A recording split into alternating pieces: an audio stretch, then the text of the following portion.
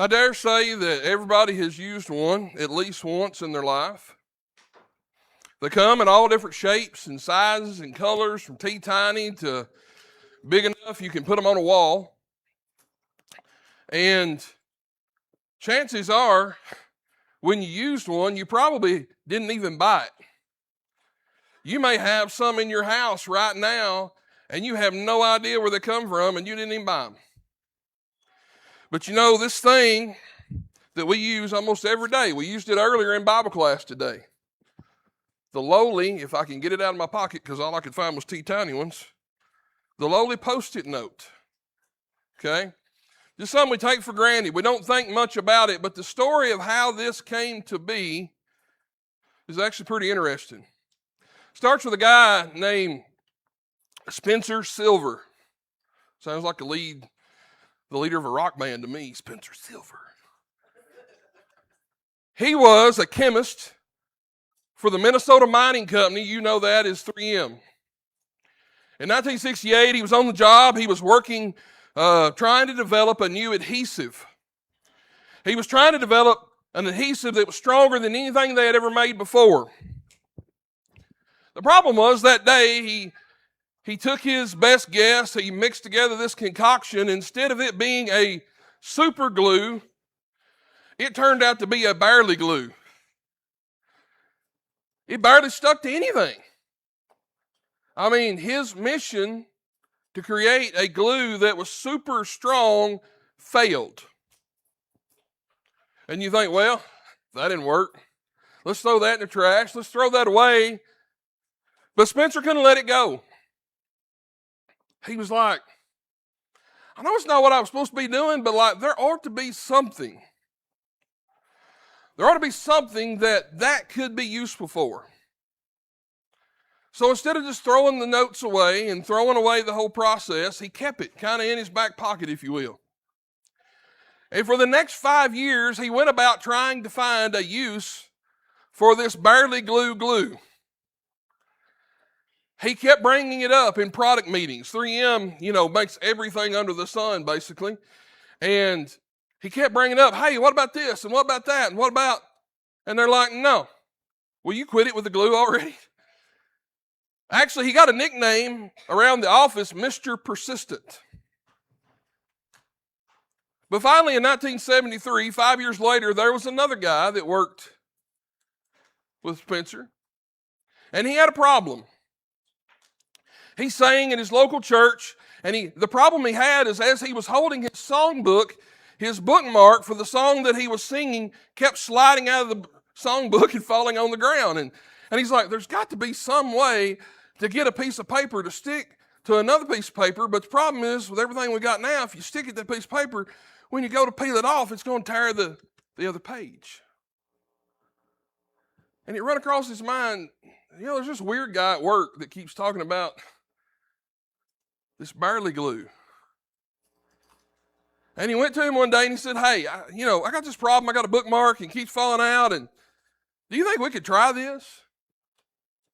The first Post-it note really wasn't even a Post-it note. It was an adhesive bookmark that you could stick to a songbook and peel it out and stick it to the next page and peel it out. Even then, you think, okay, we finally got something to do with this. It'd be another 7 years before the Post-it note would get launched worldwide. There's no way to know this for sure, but I asked AI, I said, I know you don't know how many Post-it notes have ever been sold, but give me some kind of estimate. Give me some kind of estimate of how much these little things that, somebody else buys them. Let's be real. You probably packed yours home from the office somewhere. Okay. How much have those generated in value for the 3M company? And not including everybody else who's knocked them off. Right? Everybody and his brother makes Post-it notes now. Another fun fact, Post-it note, 3M actually makes its Post-it notes in Kentucky. Woo. Somewhere around $15 to $30 billion worth of sales. Off of somebody who looked at this thing and said, you know what? That's got to be good for something. He could have easily have taken that glue and thrown it away. And I don't know if somebody else would eventually invented the Post-it note or not. But I need you to see that he valued that glue before anybody else did. I'd have no idea how much money out of that $20 billion that Mr. Silver got to keep. I bet it wasn't a lot, but if it was 0.001%, hey. You see, he treasured that glue before anyone else did. He saw value that it had. And you know what? We're not here today to make a Post-it note. I get that. But your life and your spiritual life runs in very similar parallel lines. Because we deal with people all the time in ministry who have made a mess out of their life, and they think, I'm broken and I'm damaged and my life isn't worth anything. But there's value there. There was value there before they existed. Jeremiah 1:5, God said, I ordained you to be a prophet among the nations, and before I formed you in your mother's womb, I knew you. Our spirits, our souls are valuable. More valuable than the whole entire world. We know that. The Bible tells us that. But my question today and my lesson today is not about the treasure of your soul. My question is different. My question is what do you treasure? What is this thing that you hang on to, that you value, that everybody else would look at and say, well, that's nuts. You got a glue that won't glue. And what if that turns into something that winds up being more valuable than anything else ever created? To do that, wouldn't that be a good idea? To do that, we're going to look this morning at Matthew chapter 6. We're going to primarily be in Matthew chapter 6. This is Jesus in the Sermon on the Mount. You've heard these verses before, maybe. And I don't know if I'll tell you anything different this morning you've already heard. But I want you to think about treasure and what it means for you. Not treasure from the point of view of God, but treasure from our point of view. Matthew 6 and 19 and 20. Do not lay up for yourselves treasures on earth where moth and rust destroy and where thieves break in and steal, but lay up for yourselves treasures in heaven where neither moth nor rust destroys and where thieves do not break in and steal. I want you to see that treasure is stored somewhere. Another way to say this, how I actually have it written in my notes, is treasure has a location. That location is important. It's not just any location. You put treasure somewhere safe. Let me give you an example. Back before we had children, I don't even know that I remember back before we had children, but back before Colin got here and was on the way, I'm a man of many hobbies, if you didn't know, and at that time, my hobby revolved around, let's just say, Second Amendment items. I had a bunch of them. That was my thing. That's what I like to do. We, got together a bunch of friends. You'd go have some fun, right? I had a bunch of them, but I had just kind of this spare, back when you had a 3-bedroom house and you didn't have any kids, so you got to actually use a bedroom for something that you wanted to do. Remember those days? I had a room full of Second Amendment items, let's say. And Ned was looking at me, and we were talking, you talk about how your life's going to change and all this. And one of the sentences she said to me one day is, when Colin comes, you got to put them somewhere or get rid of them. So there's an option. Get rid of the things that I care about or find a safe place to put them. Any guesses which one I picked? I bought a safe. But now, me being me, I didn't just go get any safe. Oh, no. I went on a researching tirade. I learned all about safes. The cheap ones you buy at TSC, they're not really that good. You can take 2 pry bars and rip them open. We can't have that. And furthermore, if you want to put anything else in them, like paper, they don't last like 5 minutes in a house fire. You can take a piece of paper and put it in an oven, and at 475 degrees, it starts charring. It starts turning colors, and at 400 degrees, it basically is unusable anymore. I wound up, me being me, buying the very best safe I could afford, plus some. It'll last. You can put a piece of paper inside of it, and it will last 90 minutes inside a 1,400 degree house fire. It's that good. It weighs like 1,400 pounds before you put anything in it. And I ain't got a lot of Second Amendment items anymore, but you know what? I got documents, and I got pictures, and I got that goofy drawing from kindergarten that we didn't really know what it was. We went, oh, that's so cute. You put treasure in the safest location that you can. Why? Because you want to maximize its duration. You want to keep it around. You want to make it last. That's what Jesus hints at here. When that woman bringing that alabaster flask come and broke it and basically poured it out upon his body, and Judas looks at him and says, why did she do that? That cost a whole year's wages. That could have been sold and given to the poor. And Jesus looks at him and says, leave her alone. She has done this to prepare me for my burial. She's done a good thing for me. Where did she keep that alabaster flask before she brought it that day and broke it? The safest place she could keep it. It was the most valuable thing she had, and she brought it to Jesus. You don't leave it sitting around. You don't leave it out on the table where the kids can knock it over. You put it up. You put it up because it means something to us. You understand that treasure is such an important thing that it's both a noun and a verb. This is my treasure. It's a thing. Well, why is it your treasure? Well, because I treasure it. It's so important that it's a noun and a verb. How do you define this thing? Well, I'm going to define it by itself. Right? There's a reason for that, because whether you like it or not, we're all going to value something. We're all going to treasure something. We're all going to care the most about something. It can either be earthly things or spiritual things. Of course, Jesus, is trying to get them to think about spiritual things. But treasure has a location, and that location is important.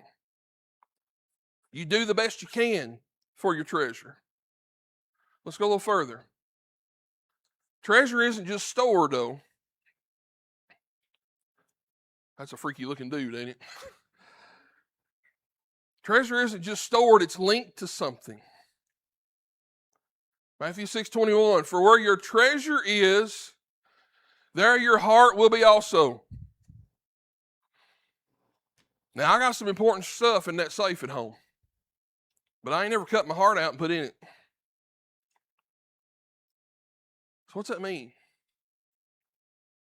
It's not really talking about your physical heart.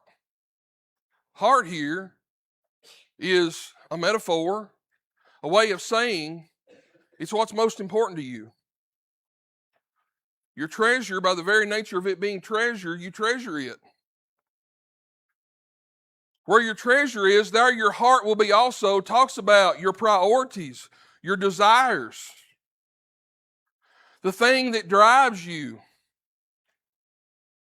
the thing that gets you up in the morning when you wouldn't want to get up for anything else. But you know what? We're going to go do this today, or we're going to go work on that, and I'll get up and I'll go and I'll do more for that than I will anything else. You understand, treasure is linked to your heart. If it's not your treasure, you don't care that much about it. It's kind of like golf. I can't play golf. I don't like golf. I like golf carts. Right? You ever notice that some people do parts of things and not others? Why? Because they treasure it. It shows the link to your heart. And you say, okay, Doug, I know that, but so what? I mean, Jesus basically just told us we need to go put something that is valuable to us. We need to go put something that's valuable to us, and we need to go put it in a place where I ain't never been. Right? But lay up for yourselves treasures in heaven where neither moth nor rust destroys, and where thieves do not break in and steal. You know, I got an old car, and I'm going to tell you what, moth and rust does corrupt. Oh, thank goodness for welders. How do you lay up something somewhere where you've never been? I know where my gun safe is. I know where my house is. You know, why do they put safety deposit boxes in banks, in vaults?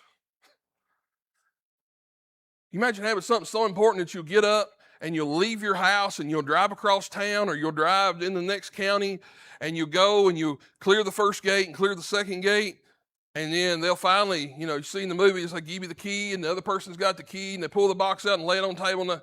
Why do they do that? Because you can go somewhere and you can store it in a safe place. But how do I go store these treasures, these spiritual treasures, right? That's what Jesus is telling them to do.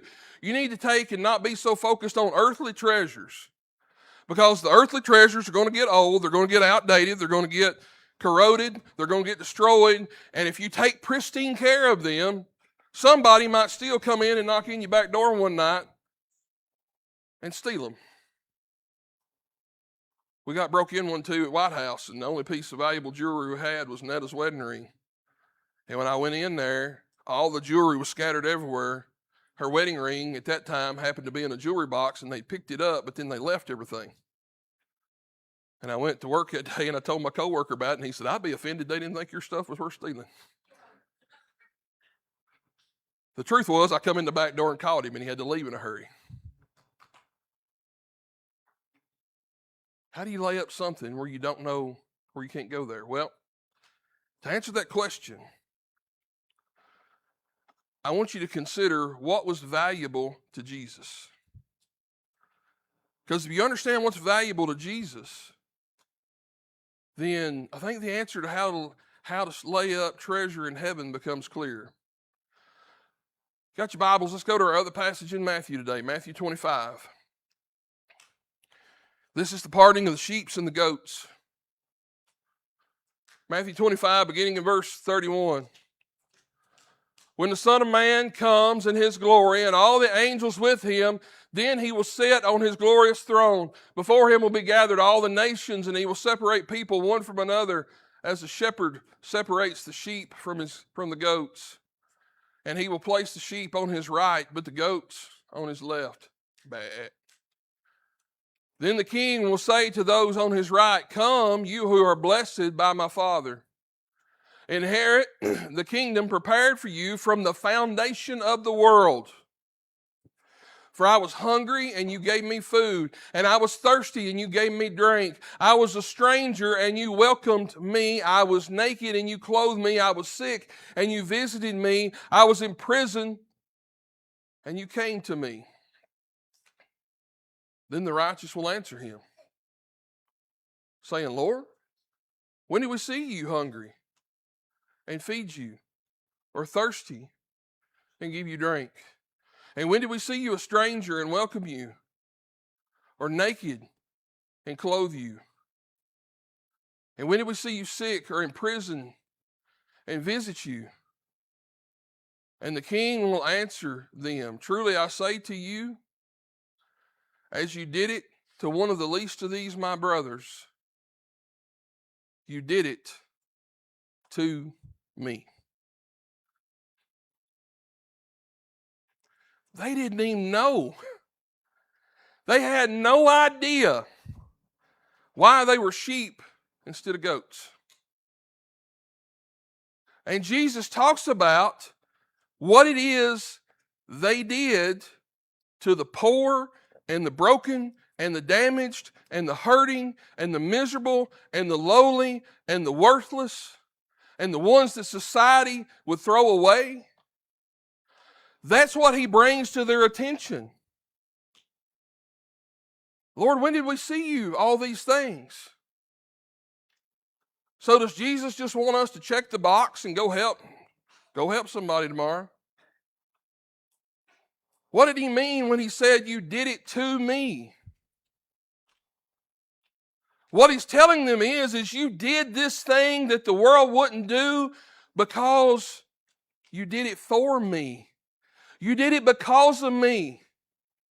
You didn't do it to be seen. You didn't do it to check a box. You didn't do it for any other reason than you knew who I was. You know who I am. You know what I did. You wanted to be like me, so you went and you were my hands and feet here upon the earth. That's why you did it. What did Jesus treasure? Love, kindness, patience, goodness, gentleness, self-control. I mean, do you understand? You understand that when you do something good for someone else, and you don't do it to be seen, and you don't do it because, well, I got to help somebody today. When you do it because I love my Lord and my Lord helped me and I want to help somebody else, do you understand you're making a deposit in heaven?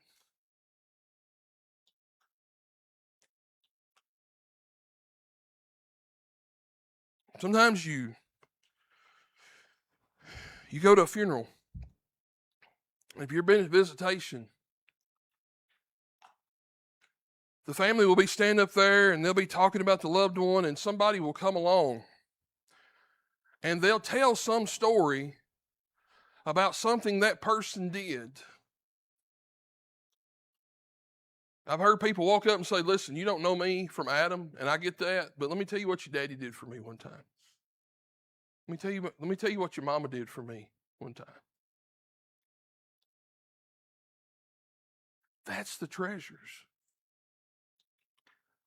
When we get home and we're there with God, it's not about, oh, look, I got a bigger stack of treasure than you did. That's not what it's going to be about.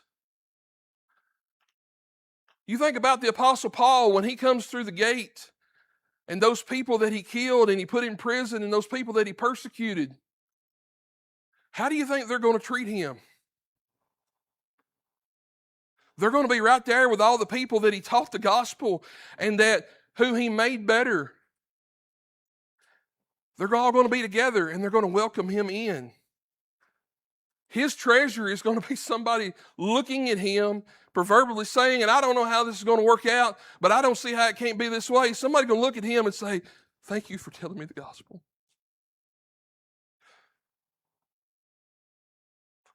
I'm here because you told me something that I didn't know or I didn't want to hear. You made me mad at the time, but looking back on it, I see that you really love me. That's the treasure.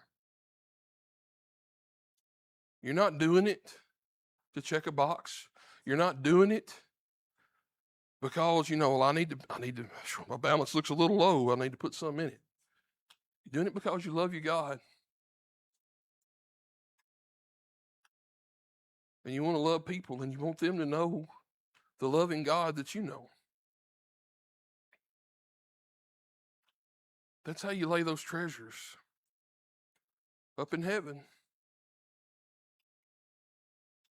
Do we got to have stuff? Yeah, we got to have stuff. Is it good to have a nice house and nice things? Yes.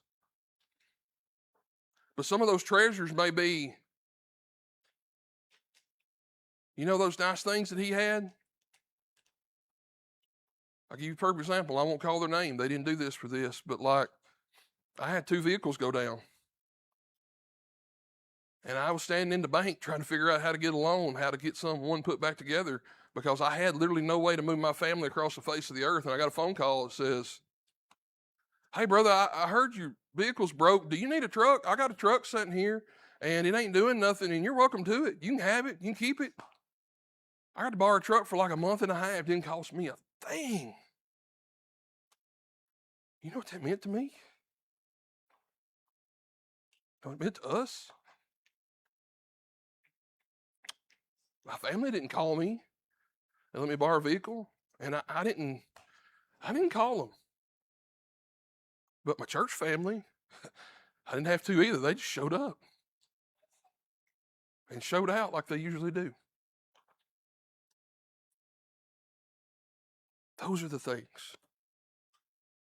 It's not the thing, it's the heart behind it. It's always been the heart behind it. Why do you think Jesus on the Sermon on the Mount sat down and said, "You've heard of old that you shall not murder, but I tell you that if you say to your brother, you fool," which literally means, I don't think you're worthy to breathe my air, that you're in danger of eternal judgment, because it's not about the things. The things are important. What we do, what we say, what we don't do, what we don't say. Those things are important, but why are you doing it is equally and a lot of times more important. 1 Corinthians 13, those first 3 verses, I could be doing the right things for the wrong reason, and I'm like a clanging cymbal.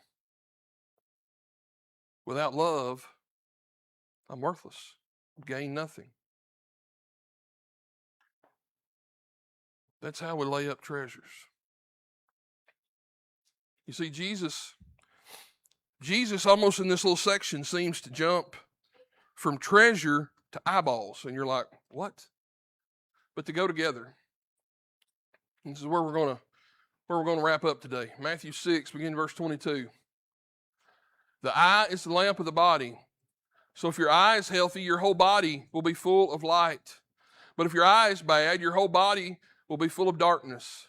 If then the light in you is darkness, how great is the darkness? No one can serve 2 masters, for either he will hate the one and love the other, or he will be devoted to the one and despise the other. You cannot serve God and money. Why is he talking to them about treasure and then their eyeballs? Because it's all linked together.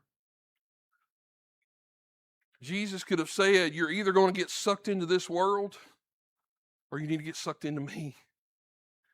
And the thing about this world is it's going to let you down. It's going to fail you. The elements will literally dissolve with a fervent heat. Nothing that I do here will ever last. If I go build a great pyramid, a tower, they built a great tower in Paris in the 1800s, and they're fighting like crazy to keep it from falling down because moth and rust does corrupt.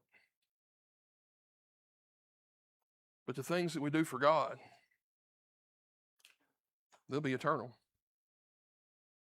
They'll always be there. You see, I realize probably in my preaching I don't challenge you enough.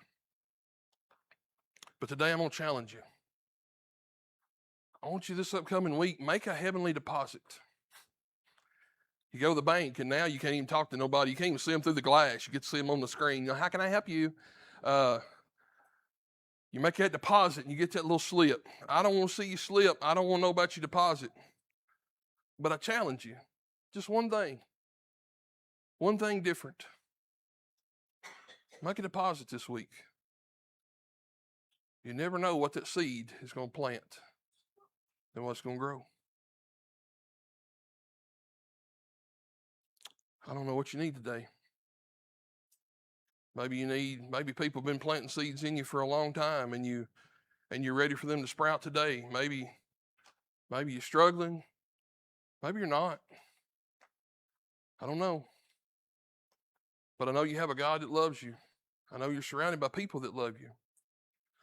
You can respond to the invitation, and trust me, I of all people think that there's nothing wrong with coming forward, but the best response that's ever happened to a sermon is for you to go out those back doors and change your life. And that's not public. That's not always a visible thing. But if we can help you any way today, would you come while we have this invitation song?